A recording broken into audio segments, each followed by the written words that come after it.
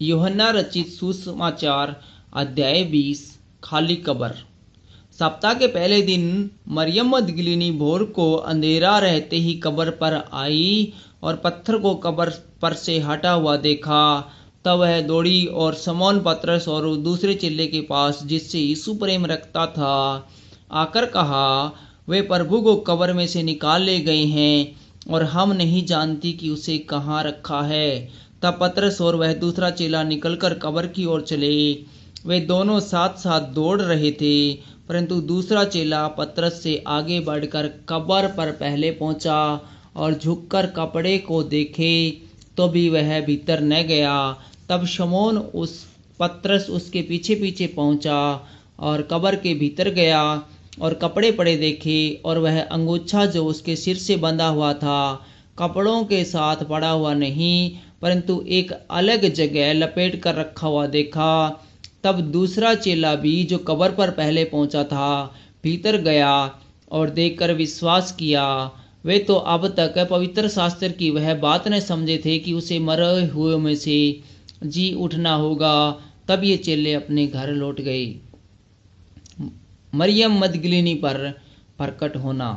परंतु मरियम रोती हुई कब्र के पास ही बाहर खड़ी रही और रोते रोते कब्र की ओर झुककर दो स्वर्गदूतों को उज्जवल कपड़े पहने हुए, एक को सिरहाने और दूसरे को पैताने बैठे देखा, जहाँ यीशु का शव रखा गया था। उन्होंने उससे कहा, हे नारी, तू क्यों रोती है? उसने उनसे कहा, वे मेरे प्रभु को उठा ले गए और मैं नहीं जानती कि उसे कहाँ रखा है।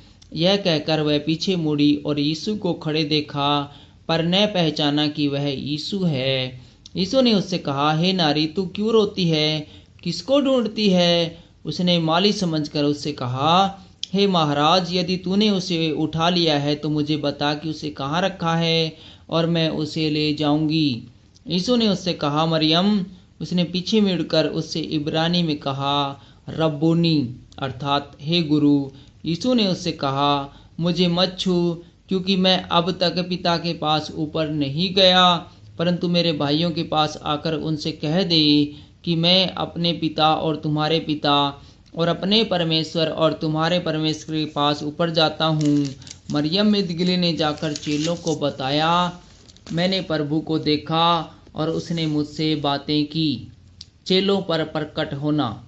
उसी दिन, जो सप्ताह का पहला दिन था, संध्या के समय, जब वहाँ के द्वार जहाँ चेले थे यहूदियों के डर के मारे बंद थे, तब यीशु आया और उनके बीच में खड़ा होकर उनसे कहा, तुम्हें शांति मिले।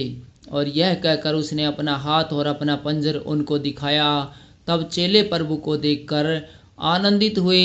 यीशु ने फिर उनसे कहा, तुम्हें शांति मिले। जैसा पिता ने मुझे भेजा है, वैसे ही मैं तुम्हें भेजता हूँ। यह कहकर उसने अपना फूका ऐसा कहकर उसने उन पर फूका और उनसे कहा, पवित्र आत्मा लो। जिनके पास तुम क्षमा करो, जिनके पाप तुम क्षमा करो, वे उनके लिए क्षमा किए गए हैं। जिनके तुम रखो, वे रखे गए हैं। थोमा पर प्रकट होना। परंतु 12 में से एक, अर्थात थोमा, जो दिदुमुस कहलाता है, जब यीशु आया तो उनके साथ न था।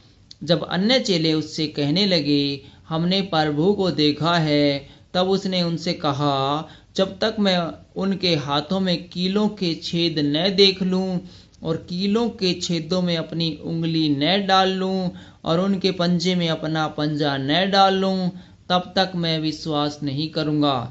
8 दिन के बाद उसके चेले फिर घर के भीतर थे और थोमा उनके साथ था और द्वार बंद थे। तब यीशु आया और उनके बीच में खड़ा होकर कहा, तुम्हें शांति मिले। तब उसने थोमा से कहा, अपनी उंगली यहाँ लाकर मेरे हाथों को देख और अपना हाथ लाकर मेरे पंजों में डाल और अविश्वासी नहीं परंतु विश्वासी हो।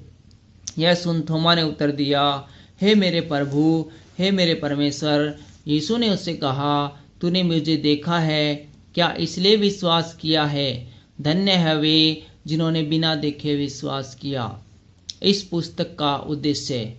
यीशु ने और भी बहुत से चिन्ह चेलों के सामने दिखाए जो इस पुस्तक में लिखे नहीं गए, परंतु ये इसलिए लिखे गए हैं कि तुम विश्वास करो कि यीशु ही परमेश्वर का पुत्र मसीह है और विश्वास करके उसके नाम से जीवन पाओ। Thank you.